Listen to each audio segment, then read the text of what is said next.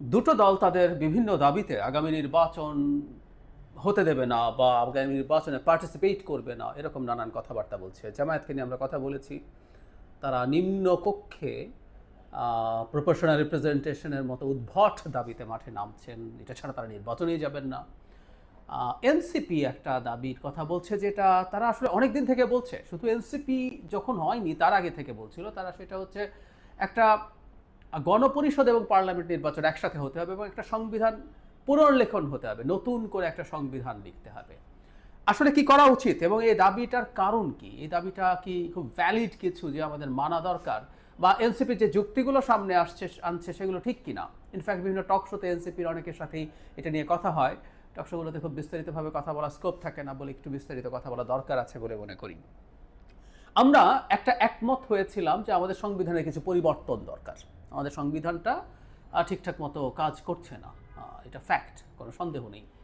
এবং কনস্টিটিউশন সম্পর্কে কনস্টিটিউশনের পণ্ডিতরা এরকম বলেন, আমি একটা বইয়ের কথা আপনাদেরকে রেফার করতে পারি, সেটা হচ্ছে how to save A constitutional democracy. এর রাইটাররা গিন্সবার্গ এবং আজিজ হক বলছেন খুব চমৎকারভাবে যে কনস্টিটিউশন একটা সফটওয়্যারের মতো। সো সফটওয়্যারে যেমন আপগ্রেডেশন প্রয়োজন হয়, এটাও আপগ্রেডেড হওয়া দরকার আছে। সো আমাদের আসলেই অনেক পরিবর্তন দরকার আছে, কিন্তু হ্যাঁ, পরিবর্তন কোনটা দরকার, কতটুকু দরকার, সেটা নিয়ে দ্বিমত আছে। সেই দ্বিমতটা থাকবে একটা ডেমোক্রেটিক সোসাইটিতে, কান্ট্রিতে এই দ্বিমতটা থাকে। এখন প্রশ্ন হচ্ছে, পরিবর্তন আমরা ধরে নিলাম যে সবাই একমত হলাম, তো সংবিধান নতুন করে লিখতে হবে কেন? সেটাকে অ্যামেন্ড করে করা যায় না?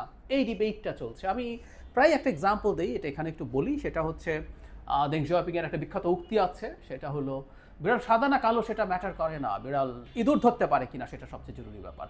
মানে তিনি যখন মাও জেডংয়ের যে অর্থনৈতিক ব্যবস্থা, সোশ্যালিস্ট অর্থনৈতিক ব্যবস্থা দিয়ে তিনি যখন দেশে ডিজাস্টার করলেন, দুর্ভিক্ষে কোটি কোটি মানুষ মারা গেল গ্রেট লিপ ফরওয়ার্ড এবং কালচারাল রেভলিউশনের পর, তখন তিনি মূলত ক্যাপিটালিস্ট ইকোনমি দিয়েই আসলে চায়নার এই যে আজকের অর্থনৈতিক সমৃদ্ধি সেটা সূচনা করলেন। তখন সমালোচনা হচ্ছিল, তখন তিনি এটা বোঝাতে চাইলেন যে অর্থনৈতিক উন্নতি হওয়াটাই জরুরি, সেটা কিভাবে হলো সেটা জরুরি না। ঠিক একইভাবে আমি বলছি আমাদের সংবিধানের কিছু পরিবর্তন, কিছু সংশোধন হওয়া জরুরি।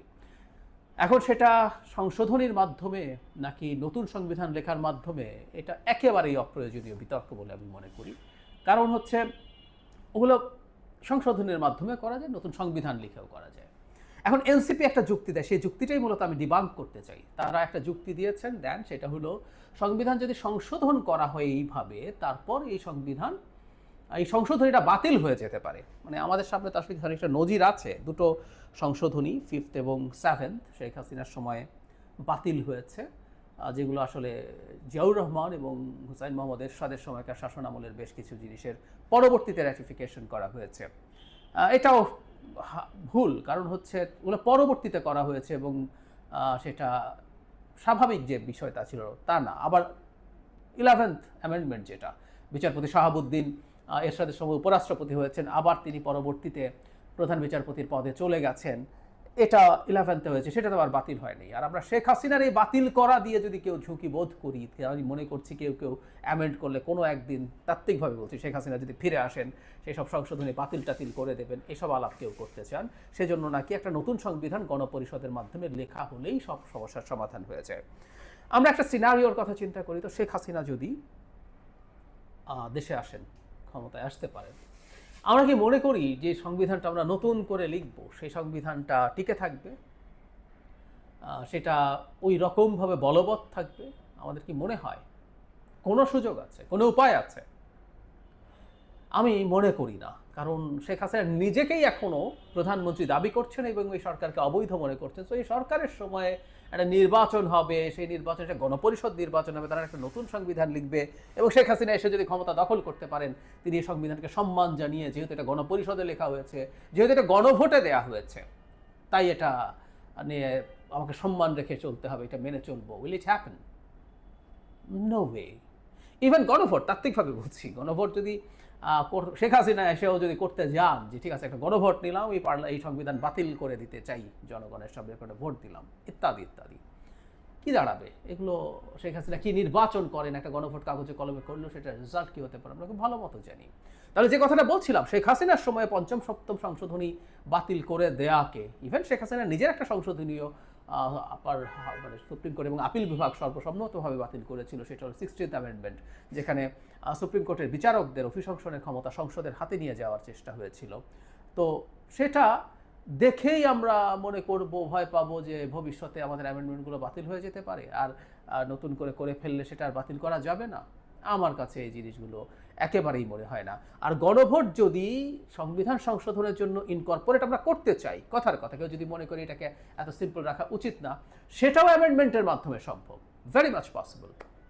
সেটা তো করতে পারি আমরা, আমাদের করা হয়েছিল, সংবিধানে একাধিকবার গণভোট আনা হয়েছিল, সরানো হয়েছিল, পরবর্তীতে কিছু আর্টিকেলের ক্ষেত্রে সেটা বলবৎ রাখা হয়েছিল। তো সংশোধনের মাধ্যমে সব করে ফেলা যায়, সব করে ফেলা যায়। তাহলে কেন আমরা এই আলাপ করছি?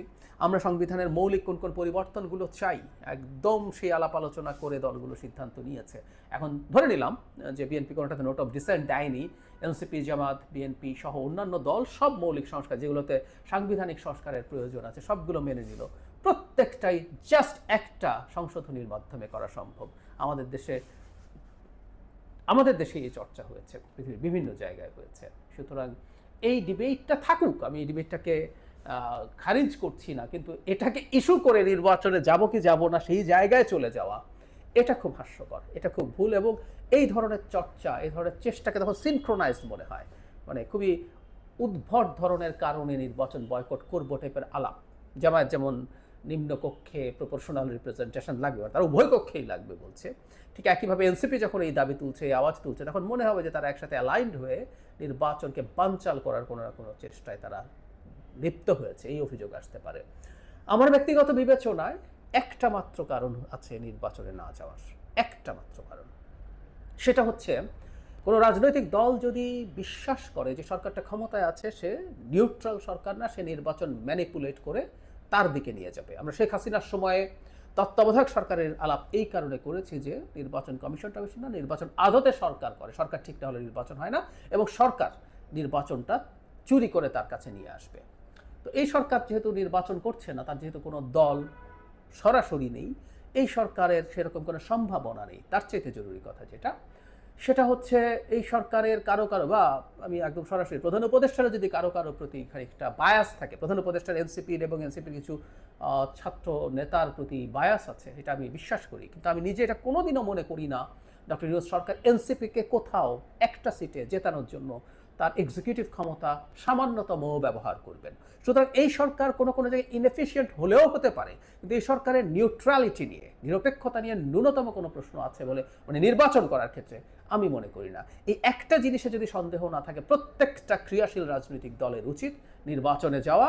যে যে জিনিসগুলো হয়নি, আই ডু রিপিট, অনেকবার বলেছি, সেগুলো তারা তাদের ম্যানিফেস্টোতে ইনক্লুড করবেন, সেগুলো নিয়ে রাজনীতি করবেন, ভোটারের কাছে ভোট চাইবেন, ভবিষ্যতেও রাজনীতি জারি রাখবেন, চাপ তৈরি করবেন, মানুষকে কানেক্ট করবেন। মানুষ যথেষ্ট কানেক্টেড হলে ইভেন ক্ষমতাসীন যে দল থাকবে তাদেরও চাপ তৈরি হতে পারে এবং তারাও এই দাবিগুলো মেনে নিতে পারে। আর যদি না হয়, অন্যরা নির্বাচিত হন, নির্বাচিত হয়ে গিয়ে কাজগুলো করে ফেলুন, কিন্তু নির্বাচনে যাব না এই ধরনের ঠুনকো অজুহাতে এটা অত্যন্ত